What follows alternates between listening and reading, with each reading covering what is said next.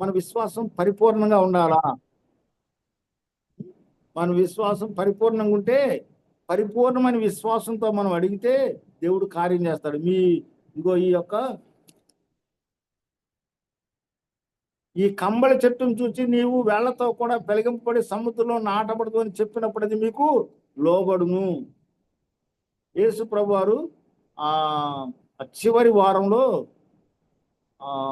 యెరూషలేముకి వెళ్ళే దారిలో ఆకలి కొని అదే అంజూరపు చెట్టు దగ్గరికి వస్తే అక్కడ చెట్టున ఆకులే తప్ప కాయలు లేవంట. ఇక మీద నువ్వు కాపు కాయ కుందుగాక అనగానే చెట్టు ఎండిపోయిందంట.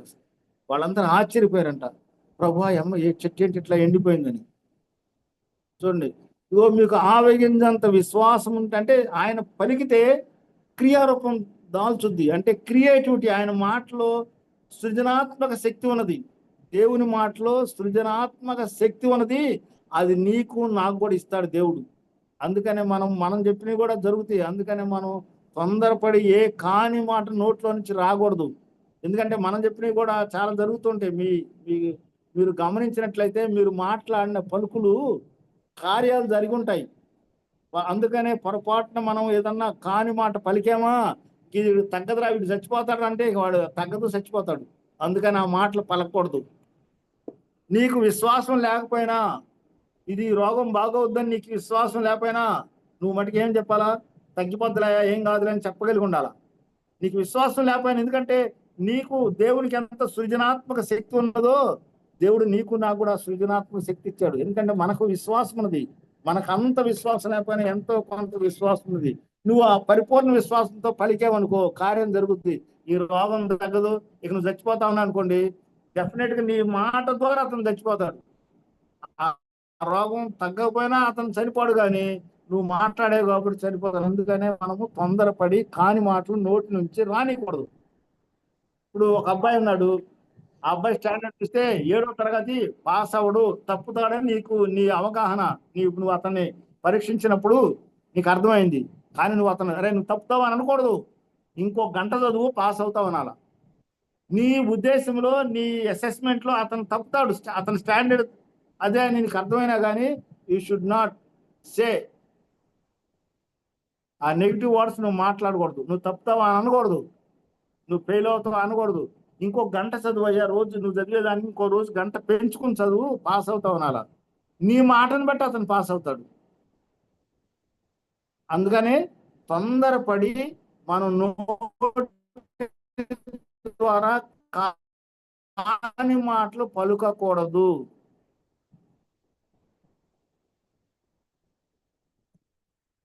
హిందువులైతే ఏమంటారు, ఏదైనా పలికితే తదాస్తు, దేవతలు ఉంటారు, వాళ్ళు తదాస్తు అంటారు, అది జరిగిపోద్ది అంటారు. సరే, వాళ్ళ విషయం మనకు తెలియదు, కానీ వాళ్ళు అట్లా అనుకుంటారు. మన దేవుడు నీ మాటను గౌరవిస్తాడు, నీ మాటకు విలువిస్తాడు, నీ మాటను కార్యరూపం దాలుస్తాడు, నీకు ఆ కృపావరం ఇచ్చాడు. ఇది నీ మాటకు కూడా సృజనాత్మక శక్తి ఉంటది. కాబట్టి మనము క్షేమకరమైన మాటలే మాట్లాడాలి. కాని మాటలు, నష్టపరిచే మాటలు మనం మాట్లాడకూడదు. ఇక్కడ చూడండి, ఇదేం చదువుతున్నాము, విశ్వాసం లేకుండా దేవునికి ఇష్టం అసాధ్యము. మనం అందరము విశ్వాసులము. మన ప్రజల్ని 2 గుంపులుగా విభజించవచ్చు ప్రపంచంలో ప్రజలు. ఒకళ్ళు విశ్వాసులు, 2 అవిశ్వాసులు. ఏమి విశ్వాసులు అంటే యేసు ప్రభు యొక్క మరణ పునరుద్ధానములు కూర్చిన అవగాహన కలిగి యేసు ప్రభు నందు విశ్వాసం ఉంచిన వాళ్ళు విశ్వాసులు. యేసు ప్రభు యొక్క మరణ పునరుద్ధానాల గురించిన అవగాహన లేకుండా ప్రభు యేసు క్రీస్తు నందు విశ్వాసం ఉంచని వాళ్ళందరినీ అవిశ్వాసులు అంటారు. అవిశ్వాసులు నరకానికి వెళ్తారు, విశ్వాసులు నిత్య జీవంలోకి వెళ్తారు. అది చాలా ప్రాముఖ్యమైన అంశం అనమాట. చాలా చాలా చాలా ఇంపార్టెంట్ అయిన విషయం అది. విశ్వాసము అనేది చాలా ప్రాముఖ్యమైనది. విశ్వాసం లేకుండా దేవుడికి ఇష్టం అసాధ్యము. విశ్వాసం అన్నది నిరీక్షింపబడుతున్న వాటి యొక్క నిజ స్వరూపమును అదృశ్యమైన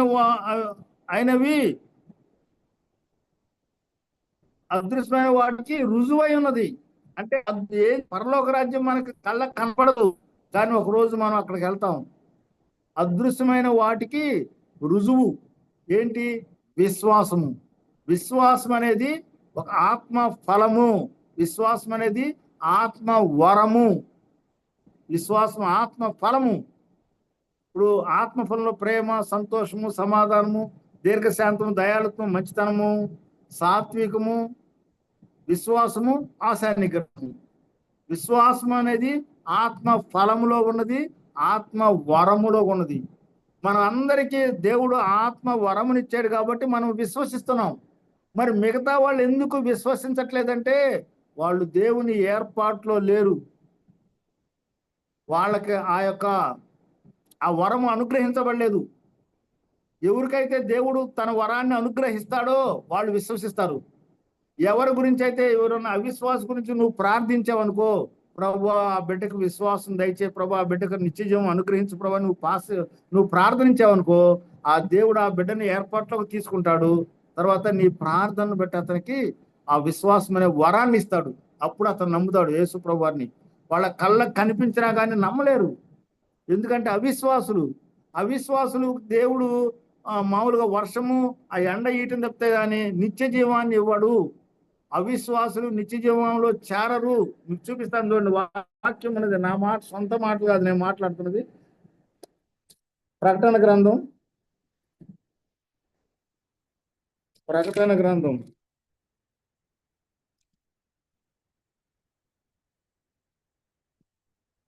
21వ అధ్యాయము 8వ వచనం. ప్రకటన గ్రంథం 21వ అధ్యాయం 8వ వచనం. పిరికి వారును, అవిశ్వాసులను, అసహ్యులను, నరహంతకులను, వ్యభిచారులను, మాంత్రికులను, విగ్రహారాధికులను, అబద్ధికులు అందరును అగ్ని గంధకములు మండు గుండములో పాలు పొందుదురు. ఇది రెండవ మరణం. పిరికివారు, అవిశ్వాసులు. పిరికివారు అంటే ఎవరు? సత్యాన్ని చెప్పలేని వాళ్ళు, సత్యాన్ని ప్రకటించలేని వాళ్ళు. అక్కడంతా గందరగోళం ఉంటే సత్యాన్ని నువ్వు చెప్పవలసిన సమయం ఆసన్నమైతే నువ్వు నోరు మూసుకూర్చున్నావు అనుకో, మాట్లాడకుండా, నువ్వు పిరికివాడివి. అక్కడ వివాదం జరుగుతుంటే నువ్వు సత్యం చెప్పి ఆ వివాదాన్ని సెటిల్ చేయాలా. అవి చెప్పకుండా కాము కూర్చున్నావు అనుకో, మనకెందుకులే అని నీకు సత్యం తెలిసినా కానీ నువ్వు పిరికివాడివి. నువ్వు పరలోక రాజ్యంలో చేరవు. నువ్వు సత్యం మాట్లాడితేనే పరలోక రాజ్యంలో చేరతావు. సత్యం అంటే యేసు ప్రభు వారే. చాలా మంది యేసు ప్రభు వారి గురించి ఎందుకు ప్రాణాలు పెట్టారు? యేసు ప్రభుని నువ్వు కాదని ఆ యొక్క రోమా చక్రవర్తినే దేవుడని నువ్వు నమ్మంటే, లేదు యేసు ప్రభువే దేవుడు అని చెప్పి వాళ్ళు ప్రాణాలు పెట్టారు. వాళ్ళని సింహాలకి, పులులకి ఆహారంగా పడేస్తే అయినా కానీ వాళ్ళు యేసు ప్రభువే దేవుడని ఒప్పుకున్నారు, ప్రాణం పెట్టారు. వాళ్ళకి పరలోక రాజ్యం ఉన్నది. ఎందుకంటే వాళ్ళు అవిశ్వాసులు కాదు. ఆ మరణం కన్నా, తమ ప్రాణం కన్నా దేవుణ్ణి ఎక్కువగా ఎంచిన వారు, తమ ప్రాణం కన్నా దేవుణ్ణి ఎక్కువగా ఎంచిన వారు కాబట్టి వారు నిత్యజీవానికి వారసులు. ఇక్కడ అవిశ్వాసులు అంటే యేసు ప్రభు దేవుడు కాదని నమ్మని వారు.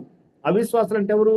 యేసు ప్రభు దేవుడు కాదు, యేసు ప్రభు నిత్యజీవం ఇస్తాడు అని తెలియని వారు.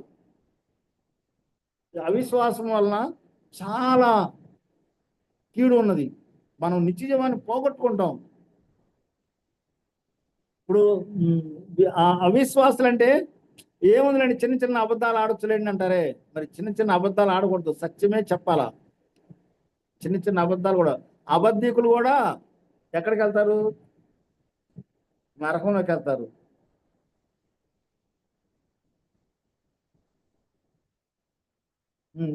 అది కూడా ఉంది. అబద్ధికులు, పిరికివారు, అవిశ్వాసులు, అసహ్యులు, నరహంతకులు, వ్యభిచారులు, మాంత్రికులు, విగ్రహారాధికులు, అబద్ధికులందరూ అగ్ని గంధకములతో మండు గుండములో పాలు పొందుదురు. అబద్ధికుడు, అపవాది, అబద్ధికుడు, అబద్ధమునకు జనకుడు. అంటే మనం అబద్ధం ఆడుతున్నామంటే మనం సాతానికి సంబంధించిన వాళ్ళమని రుజువుపరుచుకుంటున్నామని అర్థం. నువ్వే నోటితో వివరించి వాళ్ళకి చెప్పాల్సిన పని, నువ్వు అబద్ధం ఆడుతున్నావు, నువ్వు నరకానికి వెళ్ళిపోతావు, నువ్వు సాతాను సంబంధం అని మనమేమి వివరించి చెప్పవలసిన అవసరం లేదు. నీ అంతరాత్మ నీతో మాట్లాడుద్ది. నువ్వు అబద్ధం ఆడేవంటే ద సింపులెస్ట్ సిన్ ఏంటి? అతి అతి చిన్ని పాపం ఏంటంటే అబద్ధం ఆడటం. అబద్ధం ఆడామంటే నరకంలోకి వెళ్ళి పడతాము. సత్యమే మాట్లాడాలి మనం, లేకపోతే నోరు మూసుకుని ఉండాలా. అసత్యం మాట్లాడకూడదు. అంటే అసత్యం మాట్లాడి నువ్వు అబద్ధం ఆడుతున్నావు అన్నది. అబద్ధం ఆడేవాళ్ళు నిత్య నరకంలోకి, అగ్ని గుండంలోకి వెళ్ళి పడతారు. అది రెండో మరణం అని చెప్తున్నాడు. పిరికి వారు, అవిశ్వాసులు, అబద్ధికులు, లిస్ట్ అందరూ. కాబట్టి మనం చాలా క్రైస్తవులమైన మనం చాలా జాగ్రత్తగా ఉండాలి. ఏదో నవ్వులాటగా చెప్పానులేండి, అది కాదండి అని తర్వాత చెప్పడం కాదు. నవ్వులాటలు కాదు, అబద్ధం ఆడకూడదు. తర్వాత అవిశ్వాసం ఉంచకూడదు. విశ్వాసం లేకపోతే నరకంలోకి వెళ్ళి స్ట్రైట్కి వెళ్ళిపోయి పడతారు అంతే నరకంలో. అందుకనే నువ్వు వెచ్చగానైనా కానీ చల్లగానైనా ఉండు, నులివెచ్చగా ఉండొద్దు అంటాడు. నువ్వు అటు ఇటు ఉండొద్దు. లోకంలోనూ దేవునిలోనూ నువ్వు ఉండలేవు. ఏదో ఒకదాన్ని నిర్ణయించుకుని దానిలో ఉండాలా. సరే, మన అంశము విశ్వాసము. విశ్వాసం లేకుండా దేవునికి ఇష్టం అసాధ్యము. దావీదు ఎంతో విశ్వాసం కలిగి ఉన్నాడు, దేవునికి ఇష్టమైన వ్యక్తిగా ఉన్నాడు. నువ్వు నేను కూడా దేవునికి ఇష్టమైన బిడ్డలమే. మనం ఆ గ్రహింపు కలిగి ఉండాలి. నేను దేవుని బిడ్డను, నేను లోకంలోంచి ప్రత్యేకించబడిన వాడను అని మనము గ్రహింపు కలిగి ఉండాలా. మనం దేవుని పిల్లలము, దేవుని కుమారులము, కుమార్తెలమని గ్రహింపు మనకు ఉండాలా. లేకపోతే మనం లోకస్తులమే. మనం లోకం నుంచి దేవుడు మన ఏర్పాటు చేసుకున్నాడు, ప్రత్యేకించాడు మనని. చర్చ్ అంటే ఏంటి? లోకంలోంచి ప్రత్యేకించబడిన వాళ్ళందరూ ఆ చర్చిలో ఉంటారు. ఆ సంఘంలో ఎవరు ఉంటారంటే లోకంలో నుంచి ప్రత్యేకించబడిన వారు. వాళ్ళు లోకంతో సమ్మతింపరు, లోకంలో నిలవలేరు. వాళ్ళతో పాటు వీళ్ళు విజ్జోడుగా ఉండలేరు. అందుకని అవిశ్వాసంతో విజ్జోడుగా ఉండొద్దు అని చెప్తున్నాడు దేవుడు. అవిశ్వాసంతో విజ్జోడుగా ఉండొద్దు. నీ సహవాసం ఎవరితో అంటే విశ్వాసులతోటే. దేవుని ఎరిగిన బిడ్డలు సహవాసం లేకపోతే మరి పాపంలో పడిపోవటానికి ఆస్కారం ఉంటుంది. పాపం వల్ల వచ్చే జీతము మరణము. అయితే దేవుని కృపావరం మన ప్రభు అయిన క్రీస్తు యేసునందు నిత్య జీవము. నరకంలోకి వెళ్ళే వాళ్ళు పాపులే, పరలోక రాజ్యంలోకి వెళ్ళే వాళ్ళు కూడా పాపులే. ఈ పరలోక రాజ్యంలోకి వెళ్ళే వాళ్ళు విశ్వాసులైన పాపులు. వాళ్ళ పాపాన్ని దేవుని రక్తంతో శుద్ధి చేసుకున్నవారు. వారు దేవుని క్రీస్తు రక్తంతో వస్త్రాలని శుద్ధి చేసుకున్నవారు, తెల్లని వస్త్రాలు ధరించేవారు. వాళ్ళు నిత్య జీవంలో ఉండేవాళ్ళు. కాబట్టి మనం విశ్వాసంలో చాలా జాగ్రత్తగా ఉండాలా. అబద్ధం ఆడకుండా ఉండాలా, నిజం పలుకుతూ ఉండాలా. నిజం పలకపోయినా పర్లేదు కానీ అబద్ధం పలకూడదు. నిజం పలకటం అబద్ధం పలకటం కన్నా నోరు మూసుకుని ఉంటాం మెటరు. సరే, విశ్వాసం లేకుండా దేవుడికి ఇష్టమై ఉండలేము. మనకి ఇష్టమైన వాళ్ళతోనే మనం మాట్లాడతాం, మనకి ఇష్టమైన వాళ్ళతోనే మనము డీలింగ్స్ పెట్టుకుంటాం, మనకి ఇష్టమైన వాళ్ళతోనే ఇష్టమైన వాళ్ళకే మనము బహుమానాలు ఇస్తాము. మనం ఎవరికి పెడితే వాళ్ళకి బహుమతులు ఇస్తామా? గిఫ్ట్లు ఇస్తాము ఎవరికైనా. మనం మనకి ఇష్టమైన వాళ్ళకి ఇస్తాము. ఇగో ఈ బిడ్డ దేవునిలో బాగా ఎదుగుతున్నాడు, ఈ అబ్బాయికి మంచి బైబిల్ కొనివ్వాలా, ఈ అబ్బాయికి బైబిల్ లేదంట మంచి బైబిల్ కొనియాలని మనకు సమాచారం తెలిసిందనుకో, మనం ఎవరు చెప్పకుండా నేను చేస్తాం, మంచి బైబిల్ కొనుక్కొచ్చి బాబు ఇది నీకే అని ఒక గిఫ్ట్ ఇస్తాం. అందుకనే దేవుడు మనకు మేలు చేయాలంటే మనం కూడా దేవునికి ఇష్టమై ఉండాలా. మనం ఇష్టానుసారంగా మనం ఇప్పుడు అపవాది సంబంధమైన అన్ని కార్యక్రమాల్లో పాల్గొంటా ఉంటే దేవునికి ఇష్టమైన బిడ్డలే ఎలా అవుతాం? మనము లోకం నుంచి వేరై ఉండాలా, ప్రత్యేకించబడాలా. క్రీస్తు రక్తంతో కడుగబడిన మనము ఆ క్రీస్తు ఆజ్ఞలను పాటిస్తూ ఉండాలా. మీకు అసలు క్రైస్తవులు ఏం చేయాలో మీకు ఒక 6 పాయింట్లు చెప్తాను, చూడండి. ద్వితీయోపదేశకాండం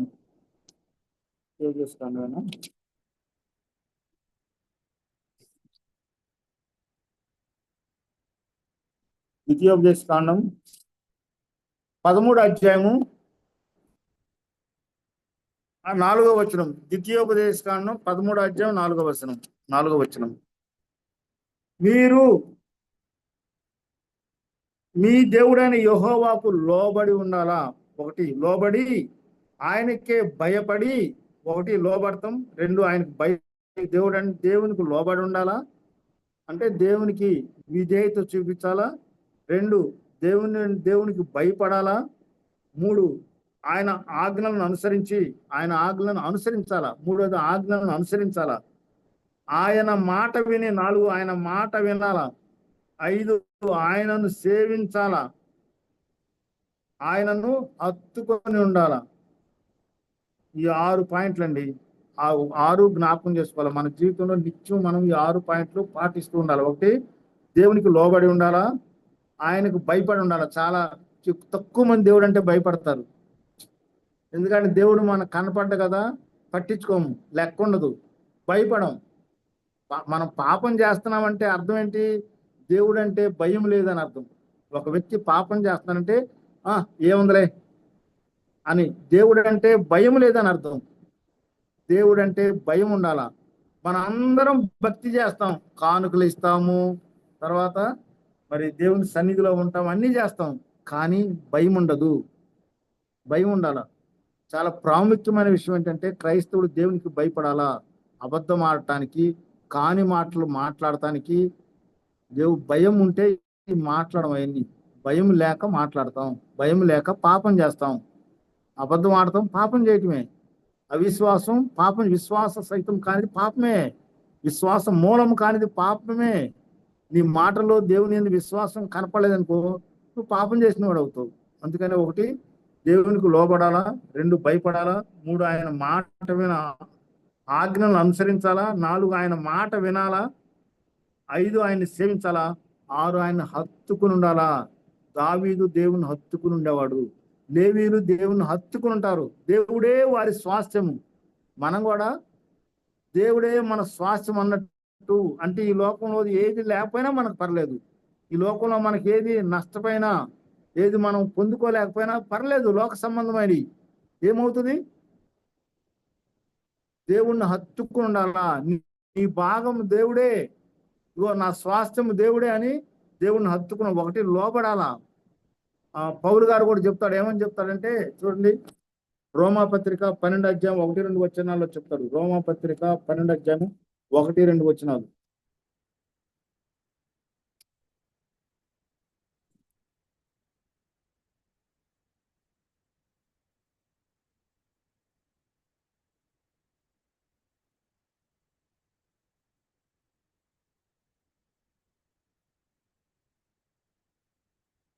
పన్నెండు 1-2 వచనాలు చదువుతాను చూడండి. కాబట్టి సహోదరులారా, పరిశుద్ధమును దేవునికి అనుకూలమైన, అంటే దేవునికి లోబడన్నానవే, అది అనుకూలం అంటే దేవునికి. కాబట్టి సహోదరుల, పరిశుద్ధమును దేవునికి అనుకూలమైన, దేవునికి అనుకూలంగా ఉండాలంటే దేవునికి లోబడి ఉండాలంటే దేవునికి విధేయత చూపించాలా, లేకపోతే మన విశ్వాసులమే కాదు. దేవునికి అనుకూలమైన సజీవ యాగముగా మీ శరీరమును ఆయనకు సమర్పించుకోండి, దేవుని వాత్సల్యం బట్టి మిమ్మల్ని బతిమాలుచున్నాను. సజీవ యాగంగా మీ శరీరములను ఆయనకు సమర్పించుకోండి, దేవుని వాత్సల్యం బట్టి మిమ్మల్ని బతిమాలుచున్నాను.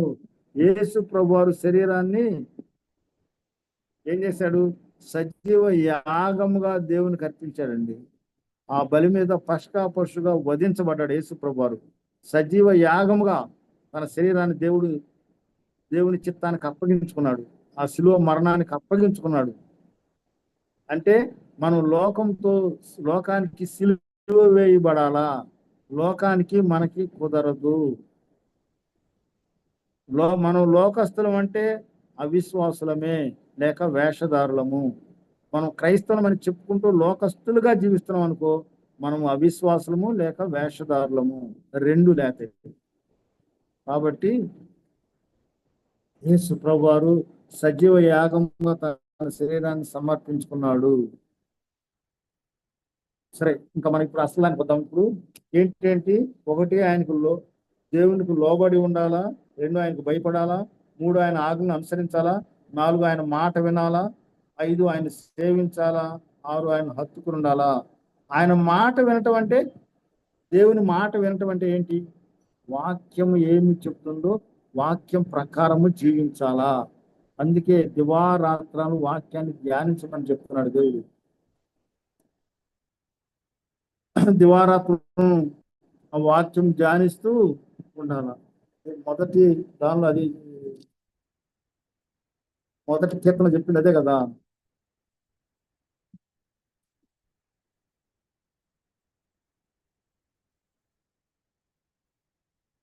యెహోవా ధర్మశాస్త్రం ఆనందించుచు దివారాత్రం దాన్ని ధ్యానించువాడు ధన్యుడు.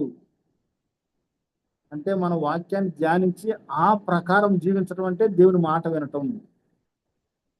ఆది యందు వాక్యం ఉండెను, వాక్యము దేవుడై ఉండెను, ఆ వాక్యమే కృపా సత్య సంపూర్ణుడుగా మన మధ్య నివసించాడు. వాక్యము దేవుడై ఉన్నాడు. నువ్వు వాక్యం చదివి వాక్యం ప్రకారం జీవిస్తున్నావంటే దేవుని మాట వింటున్నావని అర్థం. నువ్వు వాక్యం ప్రకారం అసలు వాక్యం చదవకుండా తెలుసుకోకుండా ఆ ప్రకారం జీవించకుండా ఉన్నావంటే నువ్వు లోకస్తుడవు, అంటే అన్యుడవు. నువ్వు క్రీస్తు అంటే క్రైస్తవుడు అని పేరు ఉండొచ్చావు కానీ నువ్వు దేవుని ఎరిగిన వాడు కాదు. ఒకడు దేవుని ప్రేమించినట్లా అతడు దేవునికి ఎరుకైన వాడే.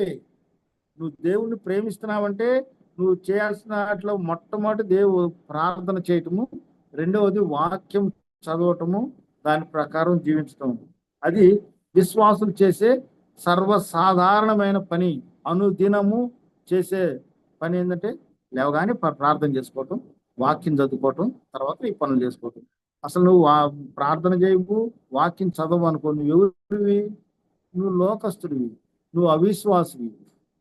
నువ్వు ప్రార్థన చేయకుండా వాక్యం చదవకుండా నేను క్రైస్తవుడు అని చెప్పుకున్నావంటే నువ్వు వేషధారివి. డమ్మములు చెప్పుకుంటారు. డమ్మములు చెప్పుకుంటారంటే సాతాను సంబంధమైన ఇవన్నీ. కాబట్టి యెహోవా ధర్మశాస్త్రం ఆనందించుచు దివారాత్రం దాన్ని ధ్యానించువాడు ధన్యుడు. ఇక ఆ రిజల్ట్స్ అన్ని తర్వాత ఉన్నాయి. అతడి నీటి కాలంలో ఎవరైనా నాటబడినది ఆకు వాడక తన కాలం ముందు ఫలమిచ్చి చెట్టు వలె నుండి అతడు చేరినంత సఫలమగును. సరే, విశ్వాసం లేకుండా దేవునికి ఇష్టత అసాధ్యము. కాబట్టి మన విశ్వాసం కలిగి ఉండాలా. విశ్వాసం అనేది చాలా ప్రాముఖ్యమైన విషయము. నువ్వు క్రైస్తవుడవా కాదా అని చెప్పడానికి ప్రాముఖ్యమైన విషయం ఏంటంటే విశ్వాసము. మరి విశ్వాసం గలవాడు ఎలా జీవిస్తాడంటే నీతిమంతుడు విశ్వాసం మూలముగా జీవిస్తాడు. నీతిమంతుడు విశ్వాసం మూలంగా జీవిస్తాడు. లోకస్తులు ఉద్యోగాల ద్వారా, వ్యాపారాల ద్వారా, బ్యాంక్ బ్యాలెన్స్ ద్వారా జీవిస్తూ ఉంటారు. వాళ్ళ నమ్మకం ఏంటి? నాకు ఇంత ఉన్నది, నాకు బ్యాంక్ బ్యాలెన్స్ ఉంది, నేనేం భయపడాల్సిన పని లేదు, నాకు సెక్యూరిటీ ఉన్నది అనుకుంటాడు. కానీ విశ్వాసం ఏం చేస్తాడు? దేవుడు ఉన్నాడు నాకు అవసరమైతే ప్రార్థన చేస్తాను, దేవుడు నాకు సహాయం చేస్తాడు. అది నీతిమంతుడు విశ్వాసం మూలంగా జీవిస్తాడు. నీతిమంతుడు ఎలా అవుతాడు? ప్రభువైన యేసుక్రీస్తు విశ్వాసం ఉంచడం ద్వారా నీతిమంతుడు అవుతాడు. ఆ నీతిమంతుడు ఎలా జీవిస్తాడు? విశ్వాసం ద్వారా. ఆయన దేవుని రాజ్యాన్ని, నీతిని మొదట వెతుకుతూ ఉంటాడు. దేవుని నీతిని, రాజ్యాన్ని మొదట వెతుకుడే, అప్పుడు అవన్నీ మీకు అనుగ్రహించబడిన అన్నాడు. మనకు అవసరమైనవన్నీ దేవుడు ఇస్తాడు. ఆ విశ్వాసం మనకు ఉండాలా. అంత మాత్రం మనకు విశ్వాసం ఉంది, దేవుడు ఇస్తాడని మనము మన పని మనం చేయకుండా ఉంటామా? పని చేయకపోతే ఏమంటారు? సోమరివాడు అంటాడు. మనము సోమరివాళ్ళం కాదు, మనము చురుకైన వాళ్ళగా ఉండాలా. దేవుని ఎందు విశ్వాసం ఉంచాలా. మన పని మన జీవనోపాధి మనం చూసుకోవాలా. అంటే జీవనోపాధికి మనం ఒక పని చేసుకోవాలా. పూర్తి టైం సేవకుడు అంటే దేవుడు పోషిస్తాడు. మరి పూర్తి సమయం సేవకుడు కాకపోయినా దేవుడు పోషిస్తాడు. దేవుడు అన్యాయస్తుడు కాదు. కానీ నీ పని నువ్వు చేసుకోవాలా. నువ్వు యుక్తంగా జీవించాలా, యోగ్యంగా జీవించాలా. మనం ఇతరుల మీద ఆధారపడకూడదు కదా. వాళ్ళ మీద మనం ఆధారపడ్డాం అనుకో, మనం ఏమవుతాము? సోమరి వాళ్ళం అవుతాం. మనం చురుకైన వారిగా ఉండాలా. చురుకుదనం కలిగి ఉండే గొప్ప భాగ్యము. దేవుని బిడ్డలందరూ చురుగ్గా ఉండేవాళ్ళు. ఆ హెబ్రీ స్త్రీలు ఆ మంత్రసాలు వాళ్ళ దగ్గరికి వెళ్ళకముందే వాళ్ళు బిడ్డల్ని కనేవాళ్ళు అంట. ఫరో రాజు అడిగంటే, మీరు ఆ మగపిల్లని ఎందుకు బతకనిచ్చారు? మగపిల్లని ఎందుకు బతకనిచ్చారంటే, అయ్యా హెబ్రీ స్త్రీలు చాలా చురుకైన వారు, మేము వెళ్ళకముందే మేము ఆ యొక్క కాన్పు పీటల దగ్గరికి వెళ్ళకముందే వాళ్ళు కనేసేవాళ్ళు అయ్యా, ఇంక మేమేం చేస్తాము? వాళ్ళు ఐగుప్తు లాంటి మందమైన వాళ్ళు కాదు, చాలా చురుకైన వాళ్ళు హెబ్రీ స్త్రీలు అని చెప్పారు.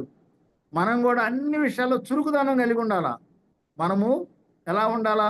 చురుకుదనం కలిగి ఉండాలా. మన పనులు మనం చేసుకుంటూ దాటిపోతూ ఉండాలా. అంతేగాని ఆగిపోయే వాళ్ళంగా ఉండకూడదు. సోమరులా మనం ఉండకూడదు. మన బ్రతుకు తెరువు కోసం మనం ఇతరుల మీద ఆధారపడే వాళ్ళలాగా మనం ఉండకూడదు. మనకు దేవుడు ఇచ్చిన పని మనం చేసుకుంటూ, మన జీవనోపాధిని మనం చేసుకుంటూ, మన దేవుని యందు విశ్వాసం ఉంచి సాగిపోతూ ఉండాలా. ఆగిపోకూడదు, సాగిపోతూ ఉండాలా. చురుకుదనం కలిగి ఉండాలా, విశ్వాసం కలిగి ఉండాలా, విధేయత కలిగి ఉండాలా. 6 పాయింట్లు మనం చూసాం కదా. దేవునికి లోబడి, తర్వాత ఆయన ఆజ్ఞలకి ఆయనకు భయపడి, ఆయన ఆజ్ఞలను పాటించి, ఆయన మాట విని, ఆయన హత్తుకుని, ఆయన సేవించాల. 6 పాయింట్లు గుర్తుపెట్టుకోండి. 1 లోపడాలా, 2 భయపడాలా, 3 ఆజ్ఞలు పాటించాలా, 4 మాట వినాలా, 5 ఆయన్ని సేవించాలా, 6 ఆయన హత్తుకుని ఉండాలా. అంటే హత్తుకున్నటువంటి దేవుడి నుంచి దూరంగా వెళ్ళకూడదు. దూరంగా వెళ్ళటం అంటే నువ్వు ప్రార్థన చేయట్లేదు, వాక్యం చదవట్లేదు అంటే దేవునికి దూరమైనట్టే. దేవునికి దూరమైన అంటే ఏంటి? దేవుని ఎరగని వాడు అని అర్థం. నువ్వు రోజు ప్రార్థన చేసుకుంటూ వాక్యం చదువుకుంటున్నావంటే నువ్వు దేవుణ్ణి హత్తుకుని ఉన్నట్టే. నువ్వు ప్రార్థన చేయట్లేదు, వాక్యం చదవట్లేదు, దేవుణ్ణి కీర్తించట్లేదంటే నువ్వు దేవునికి దూరంగా వెళ్ళిపోయావు అని అర్థం. స్టూడెంట్స్ ఏం చేయాలా? రోజు బడికి వెళ్ళాలా, చదువు చెప్పించుకోవాలా, ఇంటికి వచ్చి చదువుకోవాలా, ఆ అసైన్మెంట్ చేసుకుంటుండాలా, అవన్నీ చేస్తూ ఉండాలి. అవి చేయట్లేదు ఏమంటే అతను స్టూడెంట్ కాదు. స్టూడెంట్ కాదంటే ఏం చేస్తారు? చదువుకునే పిల్లలు ఏం చేస్తారు? అటు ఇటు తిరుగుతూ ఉంటారు. చదువుకునే వాళ్ళు అటు ఇటు తిరగడానికి టైమే ఉంటుంది, ఆడుకోవడానికి టైం ఉంటుంది, చదువుకోవడానికి టైం ఉంటుంది, నిద్రపోవడానికి టైం ఉంటుంది, సరిపోతుంది అది. మరి అసలు నువ్వు బడికి వెళ్ళకుండా, చదువుకోకుండా, ఆడుకోకుండా అటు ఇటు తిరుగుతున్నావు అంటే ఏంటి? సాతాను సంబంధి. ఇంకా చెప్పాలంటే వాళ్ళని సాతాను పట్టుకుంటాడు. పట్టుకుని ఏం చేస్తాడు? వాడికి అనుకూలంగా మలుచుకుంటాడు. అందుకనే మనం దేవుని సంబంధులుగా ఉండాలా. సండే స్కూల్కి వెళ్ళాలా, ఉదయాన్నే సండే వస్తుందంటే సండే స్కూల్కి వెళ్ళాలా, చక్కగా మళ్ళీ అన్ని కంఠత వాక్యాలు నేర్చుకోవాలా, ప్రార్థన నేర్చుకోవాలా, వాక్యం చదవటం నేర్చుకుని వాక్యం చదువుతూ ఉండాలా. ఇప్పుడు ఇంట్లో పెద్దవాళ్ళు మా తాతగారు చదివేవాళ్ళు కాదు, మా కుటుంబ ప్రార్థన పెట్టేవాడు. మా అక్కను కూర్చోబెట్టుకుని వాక్యం చదివించేవాడు. ఆమె చదివేది, కుటుంబ ప్రార్థన చదివేది, ఆయన పాటలు పాడేవాడు, ప్రార్థన చేసేవాడు మా తాతగారు. పెద్ద వయసులో మాకు వచ్చి తల్లికి ఆయనకి 70 years అట్లా వచ్చేసినాయి. ఆయన కుటుంబ ప్రార్థన పెట్టి ఏం చేసేవాడు?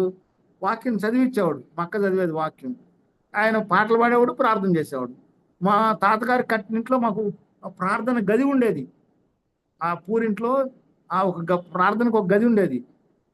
ప్రార్థనకు ఒక గది కేటాయించడం, అంత అవగాహన, అంత జ్ఞానం ఉందంటే అతను గొప్ప విశ్వాసి అనమాట. చాలా బాగా ప్రార్థన చేసేవాడు మా తాతగారు. అంటే అతను దేవుని హత్తుకుని ఉన్నాడు. మరి చెప్పేవాడు, మనకు ఒక అడుగు తీసి 2వ అడిగేయటం మనకు తెలియదు అనేవాడు. 2వ అడిగేయటం తెలియదు అంటాడు. ఏంటి? చక్కగా నడుచుకుంటూ వెళ్తాం కదా అనుకునేవాడిని. అంటే మన కాళ్ళతో అడుగులు వేయటం కాదు, మన జీవితంలో ఒక అడుగు తర్వాత 2వ అడుగు మనకు తెలియదు అనేవాడు. అంటే దాన్ని ప్రార్థన చేసి పొందుకోవాలి మనం. మనకు ఒక అడుగు తెలియదు, 2వ అడుగు వేయటం తెలియదు మనకంటే ఆ 2వ అడుగు గురించి ప్రార్థించి తెలుసుకోవాలా. కాబట్టి మనం ఏం చేయాలా? ప్రార్థించే బిడ్డలుగాను, వాక్యం చదివే బిడ్డలుగా ఉంటే నువ్వు దేవుని హత్తుకుని ఉన్నట్లే. నువ్వు దేవుని హత్తుకోవట్లేదంటే నువ్వు వాక్యం చదవట్లేదు, ప్రార్థన చేయట్లేదు, దేవుని కీర్తించట్లేదు అని అర్థం. దూరంగా వెళ్ళిపోవటం అంటే ఇప్పుడు మామూలుగా ఇది ఒక సామెత ఉన్నది, justice denied is justice delayed. నువ్వు justice delayed is justice denied. నువ్వు మామూలుగా న్యాయం చేయలేదంటే అన్యాయం చేసినట్టే. ఎప్పుడో చేస్తానంటే జరిగే పని కాదు. నువ్వు న్యాయము ఇప్పుడు చేయలేదంటే నువ్వు అన్యాయం చేసినట్టే. ఆ న్యాయాన్ని చేయటం లేట్ చేసామనుకో అన్యాయం చేసినట్టే. కాబట్టి మనం ఏం చేయాలా? చాలా జాగ్రత్తగా ఉండాలా. ఉదయం లేవగానే ప్రార్థన చేసుకోవటం, 2 వాక్యం చదువుకోవటం, ఇంకా ముందు కానీ తర్వాత కానీ పాటలు పాడుకోవటం, దేవుని కీర్తించాలా. మన దేవుడు కీర్తనీయుడు. ఇవన్నీ చేస్తే అతను విశ్వాసి. అంటే దేవుని యందు విశ్వాసం ఉంచిన వాడు. విశ్వాసి ఏం చేస్తాడు? లేవగానే ప్రార్థన చేస్తాడు, తర్వాత వాక్యం చదువుకుంటాడు, పాటలు పాడతాడు, తర్వాత దేవుని గురించి చెప్తూ ఉంటాడు. నేను వచ్చే వరకు నా మరణాన్ని ప్రచురించమని చెప్పాడు. మీరు ఇదిగో నా శరీరం తినే నా రక్తం త్రాగువాడే నిత్యజీవం గలవాడు, అంచెదినం వాడిని లేపుదును, నేను వచ్చే వరకు నా మరణాన్ని ప్రచురించమన్నాడు. మనం దేవుని వాక్యాన్ని ప్రార్థన చేసి వాక్యం చదివి పాటలు పాడే మనం ఏం చేయాలా? దేవుణ్ణి ప్రకటిస్తూ ఉండాలా. నువ్వేం చెప్పినా చివరికి అక్కడికి తీసుకురావాలా. డిస్కషన్ ఎట్లా మొదలైనా ఆ దేవుడి దగ్గరికి తీసుకురావాలా. న్యాయశాస్త్రం అంతా మరి ఈ ధర్మశాస్త్రం, మన ధర్మశాస్త్రం ఉంది, ఇక్కడి నుంచే రాసుకున్నారు అందరూ. మన బైబిల్కు ముందు హమ్మిరాబి అని ఉండేది, హమ్మిరాబి కోడ్ అని ఉండేది. That is a Hammurabi code, that is a civil code, but not a ceremonial code. Ceremonial code అంటే ఏంటంటే మన దీనిలో వాళ్ళు యూదులు ఏం చేసేవాళ్ళు? దీపం వెలిగించేవాళ్ళు, తర్వాత బలులు అర్పించేవాళ్ళు, నైవేద్యం పెట్టేవాళ్ళు. ఈ బలులు అర్పించడం, నైవేద్యం సెరిమోనియల్ అంటారు, ceremonial things. Hammurabi code Bible కన్నా ముందుది, but it is only a civil code, it is not a ceremonial code. ఈ బైబిల్లో there is a civil code and ceremonial code అన్నీ ఉన్నాయి ఇందులో. అంటే ఇది పరిపూర్ణమైనది. బైబిల్ అనేది పరిపూర్ణమైనది. మరి బైబిల్కి ముందు అంటే మోషే ధర్మశాస్త్రానికి ముందు అది Hammurabi code. It is only a civil code, it not a ceremonial code. అంటే దేవుణ్ణి ఆరాధించడానికి సంబంధించిన ఆ రిచువల్స్ దానిలో లేవు. అంటే ఏం చేయవచ్చు, ఏం చేయకూడదు, సివిల్ లా వరకే ఉన్నది. That too not complete as like our law. మన బైబిల్లో ఉన్న లా లాగా అది కంప్లీట్ అయింది కాదు, ఇన్కంప్లీట్ అనమాట. అండ్ సెరిమోనియల్స్ అంటే దేవుని ఆరాధించడానికి సంబంధించిన విషయాలు దానిలో లేవు, సివిల్కి సంబంధించిన విషయాలే ఉన్నాయి. సరే, ఏది ఏమైనప్పటికీ మనం విశ్వాసం కలిగి ఉండాలా. విశ్వాసం కలిగి ఉంటే కొన్ని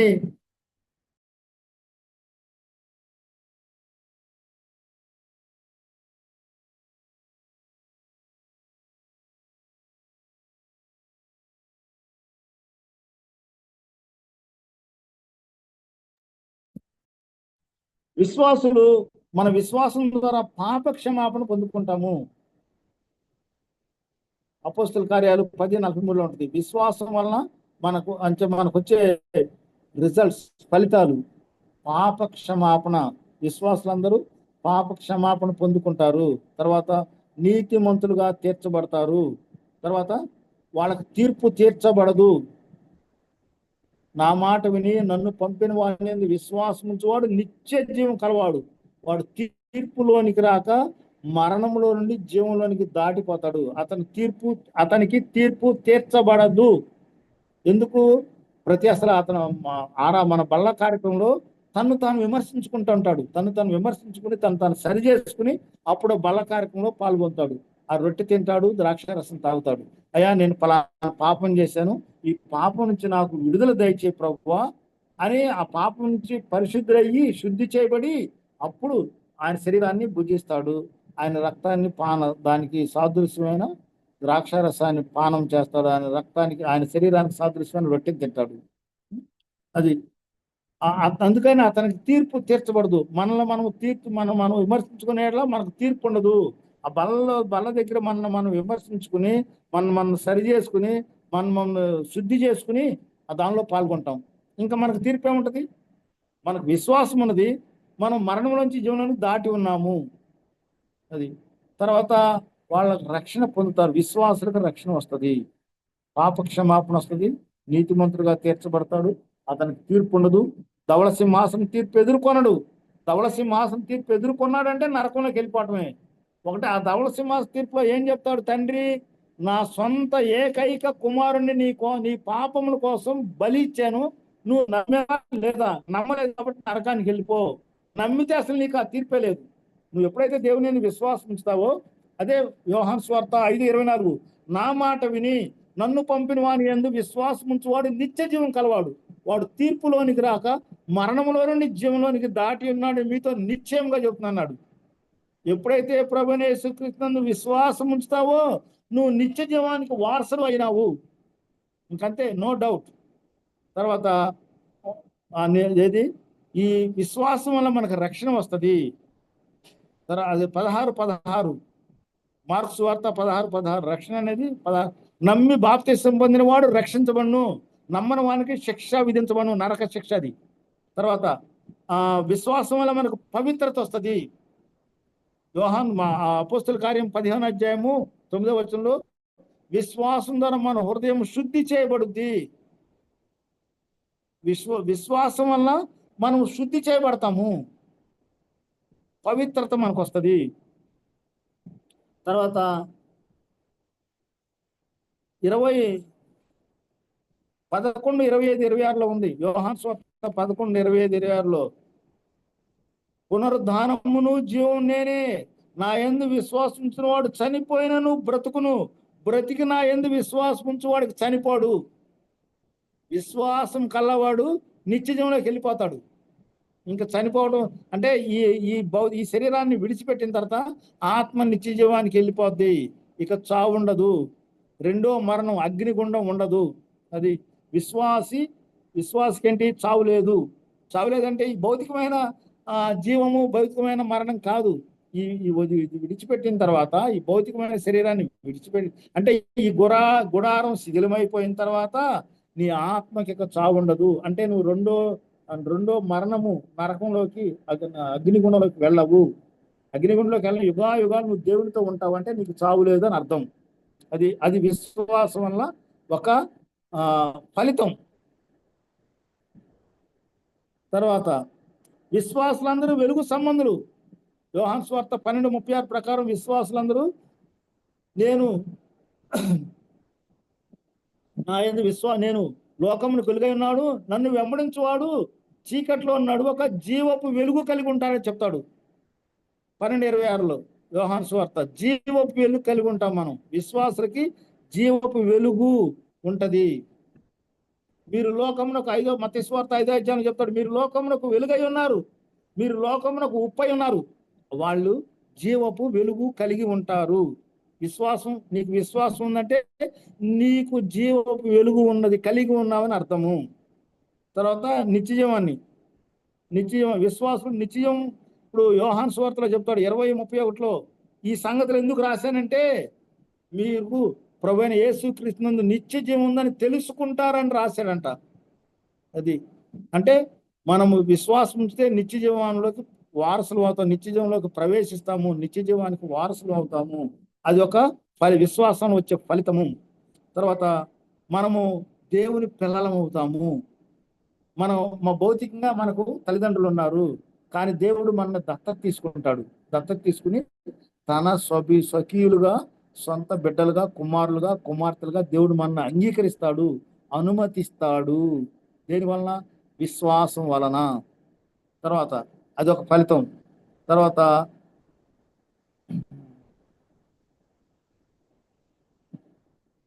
దేవునిలో మనం ఎదుగుతూ ఉంటాము. మన విశ్వాసం ద్వారా అనుదినము దేవునిలో మనం ఎదుగుతూ ఉంటాము.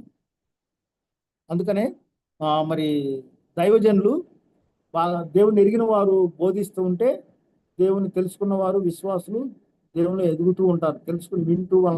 వినుట వలన విశ్వాసం కలుగుద్ది. ఆ వినటం వలన విశ్వాసం వృద్ధి పొందుద్ది. దేవునిలో ఎదుగుతూ ఉంటారు. అంటే మనకు విశ్వాసం ఉంటే మనం ఏం చేస్తాం? దేవుని సన్నిధిలో ఉంటాం, సన్నిధికి వెళ్తాం. అక్కడ దేవుని బోధ ఒకరు చేస్తారు, దేవుని గురించిన బోధ ఉంటది. అప్పుడు మనం దేవుని ఎదగడానికి ఆస్కారం ఉంటుంది. విశ్వాసం వల్ల ఇదంతా. తర్వాత దేవునిలో మనకు భద్రత ఉంటది. దుష్టుడు మన ముట్టడు. మనం ఎప్పుడైతే దేవుని మీద విశ్వాసం ఉంటామో దేవుని కాపుదల. మీకు అక్కడ ఉంది కదా 34:7లో, దేవుని యందు విశ్వాసం ఉంచు వారికి ఆయన దూత కావాలండి వారిని రక్షించును అని ఉంటుంది.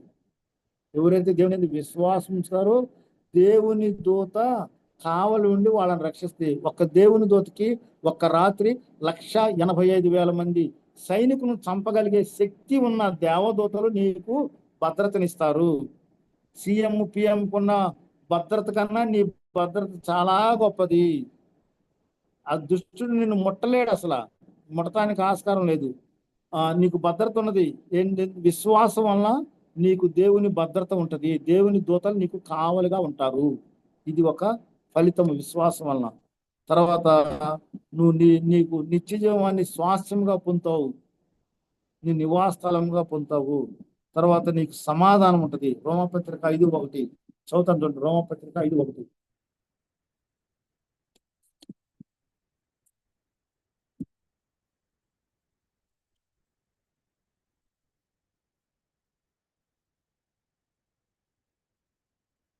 కాబట్టి విశ్వాసం వలన మనం నీతిమంతులుగా తీర్చబడి మన ప్రభువైన యేసుక్రీస్తు ద్వారా దేవునితో సమాధానం కలిగి ఉండము. విశ్వాసం ద్వారా మనకు సమాధానం వస్తుంది. చూడండి, విశ్వాసం వలన సమాధానం వస్తుంది. చదువుతున్నాను, రోమపత్రిక 5:1. కాబట్టి విశ్వాసం వలన మనం నీతిమంతులుగా తీర్చబడి మన ప్రభువైన యేసుక్రీస్తు ద్వారా దేవునితో సమాధానం కలిగి ఉండుము. అది దేవునితో మనకు సమాధానం ఉంటుంది. దేవునితో మనకు వివాదం ఉండదు. అవిశ్వాసుల కంటే వివాదం ఉంటుంది దేవునితో. దేవుడు వాళ్ళని అంగీకరించడు. దేవుడు తన కుమారులుగాను అంగీకరిస్తాడు. కాబట్టి మనం విశ్వాసంలో సాగిపోతూ ఉండాలా. శిష్యులు అడిగారు, సరే అక్కడికి వెళ్దాం మనం. ఎక్కడికి? లూకాసు వార్త 17:5 వెళ్దాం. లూకాసు వార్త 17:5.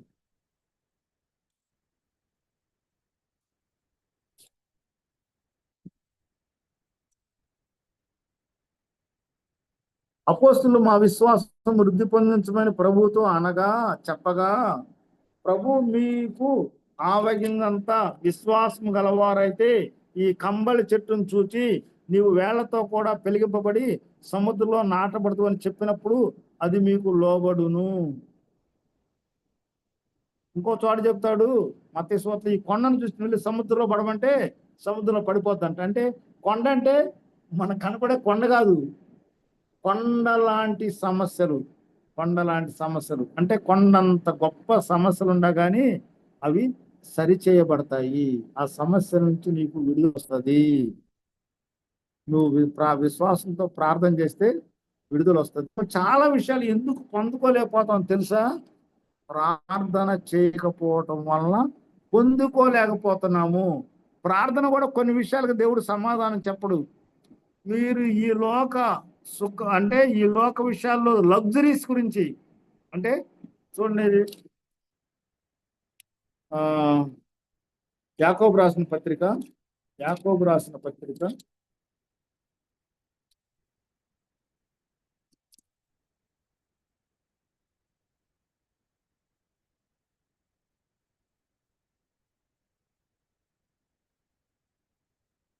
4వ వచనం నుంచి అవుతాను. 4వ అధ్యాయం నుంచి, 4వ అధ్యాయం మొదటి నుంచి. మీలో యుద్ధములు పోరాటములు దేని నుండి కలుగుతున్నవి? మీ అవయవంలో పోరాడు మీ భోగేచ్ఛల నుండియే కదా. మీరు ఆశించున్నారు కానీ మీకు దొరుకుటలేదు. నరహత్య చేయుదురు, మత్సరపడుదురు కానీ సంపాదించుకొనలేరు. పోట్లాడుదురు, యుద్ధం చేదురు కానీ దేవుని అడుగనందున మీకేమీ దొరకదు. చూడండి, మనం చాలా విషయాలు పొందుకోకపోవడానికి కారణం ఏంటంటే దేవుణ్ణి మనం అడగం, ప్రార్థన చేయం. ప్రభువా ఫలానా వస్తువు కావాలి ప్రభు అని ప్రార్థన చేస్తే దేవుడు నీకు దయచేస్తాడు. ఇప్పుడు మత్సరపడుదురు దాన్ని సంపాదించుకో, పోట్లాడుదురు, యుద్ధం చేదురు కానీ దేవుని అడగనందున మీకేమీ దొరకదు. అడిగినను మీ భోగముల నిమిత్తం మీరు వినియోగించుకుంటే దురుద్దేశంతో అడుగుదురుగా గనుక మీకేమీ దొరకదు. భోగముల నిమిత్తం లగ్జరీ విలాసవంతమైన వాటి కోసం అడిగితే అవి కూడా దేవుడు. అందుకే అవసరాలు తీరుస్తాడు, నీకు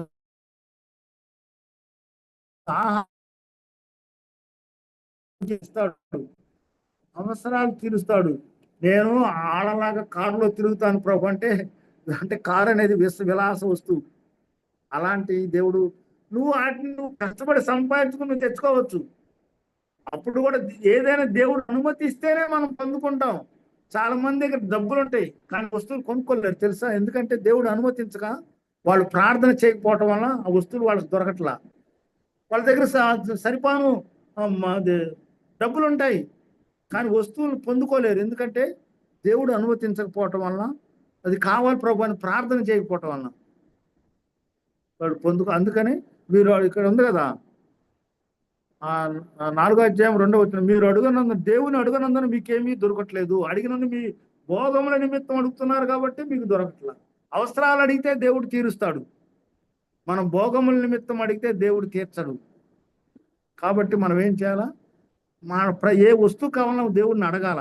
ఒక బ్రదర్ చెప్పాడు నాకు, పిల్లలు పలాంది కావాలంటే పలాంది కావాలి డాడీ అని అడిగితే ఏం చెప్పంటే, ముందు ప్రార్థన చేయ నాన్న దేవుడు ఇస్తాడని చెప్పాలంట. అంటే అలవాటు చేయాలంట.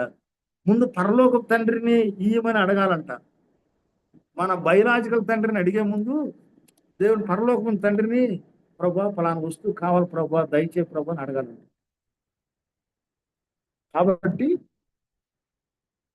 మనము అడగకపోవటం వల్ల పొందుకోలేకపోతున్నాము. అడిగిన భోగముల నిమిత్తము, సుఖ భోగముల నిమిత్తం అడుగుతుంటే దేవుడు అనుమతించడు. కాబట్టి మనము విశ్వాసులు ప్రార్థన చేసినాక దేవుడు వెయిట్ చేస్తూ ఉంటాడు. ఎందుకు నాకు ఇది లేదంటే ప్రార్థన చేసామని అడుగుతాడు సీనియర్ బ్రదరు.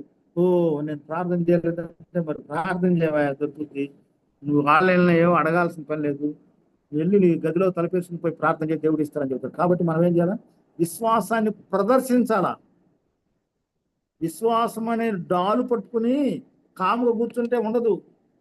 ఆ డాలుని బాణాలు వస్తే అటు ఎటు వస్తుంటే అటు అడ్డం పెట్టాలా. చేతి అట్ట పట్టుకుంటే బాణాలు వచ్చి తగులుతాయి. బాణాలు వస్తుంటే బాణాలు వచ్చే దిక్కు వైపు డాలుని తిప్పి అడ్డు పెట్టాలా. విశ్వాసం అనే డాలు పట్టుకోమన్నాడు. విశ్వాసం మరి ఏపీసీలు రాసిన పత్రిక సర్వాంగ కవచంలో విశ్వాసం అనే డాలు ఉండాలని చెప్పాడు. షీల్డ్, అపవాది యొక్క అగ్ని బాణాలు, వాడు అగ్ని బాణాలు వేసి మన విశ్వాసాన్ని దొంగిలిస్తాడంట. కాబట్టి మన విశ్వాసాన్ని కాపాడుకోవటానికి, మన భక్తిని కాపాడుకోవటానికి, మన పరిశుద్ధతను కాపాడుకోవడం మనం ఏం చేయాలా, విశ్వాసమనే డాలు పట్టుకుని వాడి అగ్ని బాణాలన్నీ ఆర్పివేయాలా, అడ్డు పెట్టాలా, మనకు తగలకుండా. అంటే మన విశ్వాసాన్ని వినియోగించుకోవాలా. విశ్వాసమును దాన్ని కాముగా ఉండకూడదు. విశ్వాసం దాన్ని ప్రభువుని అడిగి దేవునితో నువ్వు అడిగి పొందుకోవటం వల్ల దేవునితో నీకు ఒక సంబంధం ఏర్పడుద్ది. నేను ప్రార్థన చేస్తే దేవుడు నా ప్రార్థనలకు ఇచ్చి నాకు జవాబిస్తాడు. అందుకని చాలా మంది ఏం చేస్తారు, మంచి దైవజనుని పిలిచయ్యా మా అమ్మాయి గురించి ప్రార్థన చేయని అడుగుతారు. ఎందుకంటే వాళ్ళ ప్రార్థన బట్టి స్వస్థపరుస్తాడు. కానీ బేసిక్గా మనకి విశ్వాసం ఉండాలా. ఆ రూల్స్ జాగ్రత్తగా పాటిస్తారు కాబట్టి వాళ్ళు దొరుకుతాయి వాళ్ళకి. అని దేవుడిని అడిగినాయి మనం కూడా నేర్చుకుంటే, ఎట్లా దేవుని దగ్గర నుంచి పొందుకోవాలని మనం కూడా నేర్చుకుంటే, ఎలా ప్రార్థించాలని నేర్చుకుంటే మనకు కూడా అందుతాయి అవి. అది అందిన వాళ్ళు ప్రార్థన చేసి పొందుకున్న వాళ్ళు సీనియర్స్ అవుతుంటారు, జూనియర్స్ అక్కడ నేర్చుకుంటా ఉండాలా. ఆయన భలే, ఆయన అట్లా ప్రార్థన చేశాడు, ఆయన ప్రార్థన చేస్తే వాళ్ళకి స్వస్థత వచ్చింది అని చెప్పుకుంటుంటాం కదా. మనం కూడా ఆ స్థాయికి ఎదగొచ్చు. అందుకే శిష్యులు అడిగారు, అయ్యా మా విశ్వాసాన్ని వృద్ధి పొందించు ప్రభు అని అడిగారు. మనం కూడా రోజు విశ్వాసాన్ని ప్రదర్శిస్తూ ఉండాలా, విశ్వాసాన్ని వినియోగించుకుంటూ ఉండాలా. మన విశ్వాసాన్ని దేవుని వద్ద దేవునితో మాట్లాడి వృద్ధి చేసుకుంటూ విశ్వాసాన్ని ప్రదర్శిస్తూ ఉండాలా. ఎలాంటి కష్టంలోనైనా నువ్వు విశ్వాసం కలిగి ఉండాలా. నీది ఇప్పుడు మామూలుగా ఆయన ఎత్తి సముద్రం ఏమన్నాడు యోనాని, అంటే సముద్రంలో పడి చచ్చిపోతానని తెలీదా? తెలుసు, అసలు ఆయన ఉన్నాడు, ఆయన చూసుకుంటాడు అని విశ్వాసం ఉంది యోనాకి. నన్ను ఎత్తి సముద్రంలో పడేయండి, ఇది ఆగిపోద్ది, ఈ తుఫాను ఆగిపోద్ది అని చెప్పాడు. పడేయగానే ఆగిపోయింది. వాళ్ళు సరే అయ్యారు, ఈయనేమో దేవుడు చూసుకున్నాడు. అంటే ఎవరు పడితే వాళ్ళు నడి సముద్రంలో పోయి పడతారా? అంత ఈజీగా నడు సముద్రంలో పడతాం? యోనా ఎందుకు? యోనా ప్రవక్త, దేవుణ్ణి అడిగిన ప్రవక్త. దేవుడు చూసుకుంటాడు, దేవుని మార్గం తప్పాను కాబట్టి నాకు ఈ శిక్ష తప్పదు, దేవుడు దయగలవాడు, యెహోవా దయాళుడు కాబట్టి నేను ఆ సముద్రంలో పడినా దేవుడు నన్ను పట్టించుకుంటాడు, నన్ను బ్రతికిస్తాడు, నన్ను నాకు భద్రత ఇస్తాడు, నన్ను రక్షిస్తాడు ఈ సముద్రం నుంచి అనే విశ్వాసము యోనాకు ఉంది కాబట్టి ఎత్తి సముద్రంలో పడేయమన్నాడు. నన్ను అందులో పడేయండి, మీ సరే అవుద్ది, నేను తప్పుకుంటే తుఫాన్ నేనుండగా నా వలన ఈ అలలు వస్తున్నాయి. మరి వాడ అటు ఇటు ఊగుతుంది, పడిపోయి మునిగిపోయే పరిస్థితి వచ్చింది. ఇంకా యోనా అందులో తప్పుకుంటే కానీ ఆ వాడ బాగుపడదు. ఆ వాడ తుఫాను దెబ్బ నుంచి బాగుపడాలంటే యోనా అందులో ఉండకూడదు. అర్థమైంది. అర్థమై ఏం చేశాడు? దాన్ని తీసి అందులో పడేయండి అన్నాడు. అందులో పడేశాడు. తుఫాన్ ఆగిపోయింది, అంత నిమ్మలం అయిపోయింది, వాడ మామూలుగా ఉంది. అది తన తప్పు తను తెలుసుకున్నాడు. దేవుడు దయాళుడని తెలుసుకున్నాడు. సముద్రంలో పడేసిన దేవుడు కనికరిస్తాడని తెలుసు ఆయనకి. ఆ విశ్వాసం ఉన్నది ఆయనకి, యోనాకి. అందుకనే యోనా, దేవుడు చెప్పాడు, చేపగా ఆజ్ఞాపించాడు, చేప వెళ్ళి చక్కగా నోట్లో పెట్టుకుని తీసుకెళ్ళి ఆ ఒడ్డున ఊసేసింది ఆయన్ని. కాబట్టి అంటే మరి చూడు, విశ్వాసాన్ని బట్టి ఏం చేశాడు? సముద్రంలో పడేయమన్నాడు. ఎంత విశ్వాసం ఆయనకి! సముద్రంలో పడేయటమంటే మామూలు వెళ్ళాడంట. సముద్రంలో పడేస్తే చేప నోట్లో గడుపులోకి వెళ్ళిపోయిన తర్వాత ఇక అనుకున్నాడంట, పాత యొక్క ఇది పర్వతాల యొక్క పునాదుల్లోకి వెళ్ళాను, ఇక అయిపోయింది నా పని అని అక్కడి నుంచి మొరపెట్టాడంట. దేవుడు యోనా మొర విన్నాడంట. ఇక ఏది అగాధాల యొక్క గడులు వేయబడుతున్నాయి అంట. వేశారంట. ఇక ఇందులోంచి బయటికి రావడం అంత ఈజీ కాదని అర్థమైందంట.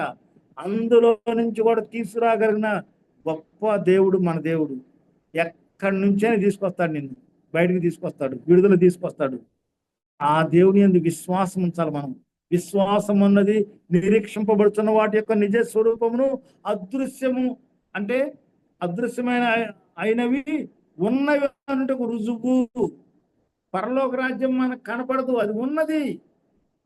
ఈ విశ్వాసం ద్వారా మనం రుజువుపరచాలి, అది విశ్వాసం ద్వారా. కాబట్టి విశ్వాసం కలిగిన యోనా ఏం చేశారంటే, నన్ను తీసుకెళ్ళి సముద్రంలో పడేయమన్నాడు. ఆ నడి సముద్రం, ఆ తుఫాను వస్తుంది, అలలు వస్తున్నాయి, ఏ చేప మింగేసి తినేస్తో తెలియదు, ఏ చేపకు ఆహారం అవుతాడో తెలియదు. కానీ గొప్ప తిమింగలానికి దేవుడు ఆజ్ఞాపించంట, ఇగో యోనాన్ని మింగి తీసుకెళ్ళి అక్కడ పడేయమని. కానీ ఈలోపు ఇక నాసొచ్చి తలక తగులుతుంది, చేప గర్భంలోకి వెళ్ళాడు, అగాధంలోకి వెళ్ళిపోయాను, నా పని అయిపోయింది ప్రభువా నువ్వు రక్షిస్తేనే అని కేక వేస్తే దేవుడు ఆ కేక విన్నాడు. మరి యోనాను రక్షించాడు. నీ కేక వింటాడు, నీ ప్రార్థన వింటాడు, నీ యొక్క కష్టాన్ని దేవుడు చూస్తాడు. మరి ఇశ్రాయేలు ఐగుప్తులో వాళ్ళు పడుతున్న కష్టాన్ని బట్టి మొర పెడితే ఆ మొర దేవుని వద్దకు చేరిందంట. దేవుడు వారి యందు లక్ష్యం ఉంచాడంట. మోషేని పంపించి వాళ్ళకు విడుదల చేశాడు. 10 అద్భుతాలు చేసి 10 మంది దేవుళ్ళు ఉన్నారంట ఐగుప్తులకి. ఆ 10 మంది దేవుళ్ళు కాదని మోషే ద్వారా అద్భుతాలు చేయించి నిరూపించారంట. ఈ దేవుళ్ళు కాదయా, దేవుడు అంటే యేసు ప్రభువే, యెహోవా దేవుడే దేవుడని ఆ మోషే ఆ ఐగుప్తు దేశంలో వాళ్ళు దేవుళ్ళుగా పూజించే వాటన్నిటి మీద అద్భుతాలు చేసి అవి దేవుళ్ళు కాదని నిరూపించారంట మోషే. అసలైన దేవుడు మన దేవుడు మహాదేవుడు, నిజమైన దేవుడు, నిత్య జీవ మాటలు కలిగిన దేవుడు. కాబట్టి ఆ దేవుని యందు మన విశ్వాసం నుంచి సాగిపోదాము. అట్టి కృప దేవుడు మనకు అనుగ్రహించును గాక. దేవుడు తన మాటలు మన జీవితాల్లో, హృదయాల్లో ఫలింప చేయను గాక. ఆమేన్. స్తోత్రాలు చెల్లిస్తున్నా. గడిచిన రాత్రి అంతయు ప్రభా నీ కాపుదల భద్రతతో మమ్మల్ని కాచి మరి యొక్క నూతన దినములో, పరిశుద్ధ దినములో మమ్మల్ని సజీవ లెక్కలో జ్ఞాపకం చేసుకున్నావు తండ్రి, నీకు వందనాలు. ఇంతవరకు నువ్వు కృప చూపిన విధానాన్ని బట్టి నీకు వందనాలు ప్రభా. ఈ దినములో తండ్రి ప్రపంచ యావత్తు నీ నామాన్ని స్తుతిస్తుండగా ప్రభా, మరి నాయన ప్రతి చోట మీరుండి మిమ్మల్ని మీరు మహింపరచుకోండి. ప్రతి సేవకునితో మీరు మాట్లాడండి తండ్రి ప్రభా. మీరుండి వారితో మీరు మాట్లాడిస్తున్న విధానాన్ని బట్టి నీకు వందనాలు. ఎక్కడ 2-3 చేరి నానాపేట ధ్యానిస్తారు, వారి మధ్యలో నేను ఉంటానని సెలవిచ్చావు తండ్రి. మా మధ్యలో మీరున్నారని మేము గ్రహిస్తున్నాం ప్రభా. నిజంగా మేము బ్రతికున్నా అంటే ఈ దినాల్లో కేవలం నీ కృప ఉంటున్నది ప్రభా. దేవా కనికరించండి, సహాయం చేయండి ప్రభా. నీ దాసుడు మాట్లాడిన విధంగా తండ్రి మేము విశ్వాసాన్ని కలిగి ఉండటానికి విశ్వాసం ద్వారా ప్రతిదీ మేము పొందుకోవటానికి ప్రభా మీరు చూపిన కృపకై నీకు వందనాలు తండ్రి. విశ్వాసంలో బ్రతుకుట మాకు నేర్పించావు. ఏది కావాలన్నా మిమ్మల్ని అడగటం ముందుగా మాకు నేర్పించిన విధానం బట్టి నీకు వందనాలు ప్రభా. మేమందరము తండ్రి విశ్వాసంలో ప్రభా లోతుగా పాతబట్టకు నీ కృపణ దయచేయండి నాయన. విశ్వాసము చాలా గొప్పది తండ్రి దేవా. యోనాకు కలిగినటువంటి విశ్వాసాన్ని మీరు మాకు దయచేయమని అడుగుతున్నాము తండ్రి. సహాయం చేయండి. ప్రతి ఒక్కరు విశ్వాసంలో బ్రతకడానికి కృప దయచేయండి ప్రభా. విశ్వాసంతో అన్ని అడుక్కోవటానికి మా కొరకు కానీ ప్రభా, బిడ్డల కొరకు కానీ, లోకము కొరకు కానీ, పరిస్థితులను బట్టి కానీ ఏది అడగటానికి కూడా తండ్రి మీ ముందు మేము అడగటానికి మీరు మాకు సహాయం చేస్తున్న విధానాన్ని బట్టి మీకు వందనాలు తండ్రి. కనికరించండి. లోకం వైపు ఒకసారి చూడమని అడుగుతున్నాం తండ్రి. పరిస్థితులు ప్రభా భయంకరంగా ఉంటుండగా తండ్రి పరిస్థితులను మీరు ప్రభా మీ ఆధీనంలో ఉంచుకోమని కూడా అడుగుతున్నాం. యుద్ధ వాతావరణం నుంచి విడిపించమని అడుగుతున్నాం తండ్రి. అనేక మందిలో ఆందోళన కలిగి ఉంటుండగా ఆందోళన నుంచి విడిపించండి తండ్రి. ప్రతిదీ మీరు చేయగల సమర్థుడు అంటున్నందుకు నీకు వందనాలు చెల్లిస్తున్నాము తండ్రి. దేవా కనికరించండి, సహాయం దయచేయండి ప్రభా. ఏదైనాను సమాధానంతోను తండ్రి ప్రతిదీ మేము మీ ముందు పెట్టి ప్రభా సమాధానంతో ప్రతిదీ చర్చించుకొని సమాధానంతో ప్రతి సమస్యకు పరిష్కారం దయచేయమని అడుగుతున్నాము ప్రభా. సహాయం దయచేయండి దేవా. ప్రాణాలు కోల్పోతే ఏమొస్తుంది తండ్రి? కుటుంబాలు అనాథులుగా మిగిలిపోతారు ప్రభా. అలాంటి పరిస్థితి నుంచి విడిపించమని అడుగుతున్నాం తండ్రి. విశ్వాసంతో నీ సన్నిధిలో మొరపెట్టుకుంటున్నాం నాయన దేవా. చాలా రోజుల నుంచి యుద్ధం ఆపమని ప్రార్థన చేస్తున్నాం తండ్రి. సహాయం చేయండి దేవా. నీ కృపలో జ్ఞాపకం చేసుకోండి ప్రభా. అనేక మంది మరి సువార్తను ఆపాలని ప్రయత్నాలు జరుగుతున్నాయి హిందువుల పట్ల తండ్రి. హిందువులు అనేక మంది తండ్రి నాయన క్రైస్తవులను ఇబ్బందులు పెడుతున్నారు, కానీ నీ సువార్తను అయితే ఆపలేకపోతున్నారు ప్రభా. అందుని బట్టి నిన్ను స్తుతిస్తున్నాం. ఈ లోకం స్వదేశీ విదేశీ సేవను మీరు దీవించి ఇంకా అనేక విధములుగా సువార్త ప్రకటింపబడటానికి నీ కృపణ దయచేయమని అడుగుతున్నాం. అనేక మంది సేవకులతో మీరు మాట్లాడండి, వారిని బలిష్టంగా నిలువ పెట్టండి నీ పాద సన్నిధిలో ప్రభా. అనేక మంది తండ్రి నిన్ను నమ్ముకున్న వాళ్ళు అనేక మంది హిందువుల నుంచి క్రైస్తవులుగా మారిన వాళ్ళు ఇలాంటి పరిస్థితుల్లో అటు ఇటు త్రొట్టిల్లగా ప్రభు వారిని స్థిరంగా నిలబెట్టమని అడుగుచున్నాను నాయన. సహాయం చేయండి. ఇదిగో ప్రభు ఈ జూమ్ మీటింగ్ ద్వారా మేమందరం ఒక కుటుంబంగా కలిసి ఒకరికొకరు ప్రార్థించుకొని ఒకరికొకరు పలకరించుకోవడానికి మీరు చూపిస్తున్న ప్రేమకై వందనాలు. ఆత్మలో బలపడటానికి, విశ్వాసంలో బలపడటానికి తండ్రి దేవా కనికరించి సహాయం చేయండి. మిమ్మల్ని అడుక్కోవటానికి ప్రతిదీ మిమ్మల్ని అడిగి మేము ముందు సాగటానికి కృపదాయి చేస్తున్నాం. మేము ఏది కావాలన్నా ముందు మిమ్మల్ని అడుగుతున్నాం తండ్రి. అలాంటి విశ్వాసాన్ని మీరు మాకు ఇచ్చారు, నీకు వందనాలు ప్రభా. ఈ యొక్క తండ్రి జూమ్ కాల్ వల్ల అనేక మంది సేవకులు నీ వాక్యం చెప్పుచుండగా ప్రభా, వారు చెప్పుచున్నటువంటి వాక్యం ద్వారా మేము ఆత్మలో బలపడి విశ్వాసంలో బలపడి ప్రభా మేము మిమ్మల్ని ఆనుకొని హత్తుకొని జీవించే బిడ్డలుగా సహాయాన్ని దయచేయండి. ఏ కుటుంబంలో ఏ అవసరాలు అక్కర్లు ఉన్నాయో మీకు తెలుసు తండ్రి. ప్రతి ఒక్క కుటుంబానికి మీరు ఆదరణను మీరు దయచేయండి తండ్రి. గ్రామాలను ప్రభా, మండలాలను, జిల్లాలను తండ్రి, రాష్ట్రాలను ప్రభా, దేశాలను, ప్రపంచాన్ని మీరు కాపాడమని అడుగుతున్నాం. అలాగే తండ్రి రాజకీయ నాయకుల కొరకు, అధికారుల కొరకు ప్రార్థించమన్నావు. ప్రతి ఒక్కరికి మీరు మారు మనసును దయచేయండి. వారు అందరూ తండ్రి మారు మనసు పొందితే తండ్రి పరలోకములు ఎంతో సంతోషించే దేవుడు ప్రభు. ప్రతి ఒక్కరికి మీరు మారు మనసు దయచేయండి. ఈ మధ్యాహ్న సమయంలో జరుగుతున్నటువంటి ఆరాధనల కొరకు ప్రార్థన చేస్తున్నాం. అక్కడంతా మీరుండి మిమ్మల్ని మీరు మహింపరచుకోమని ప్రార్థన చేస్తున్నాం.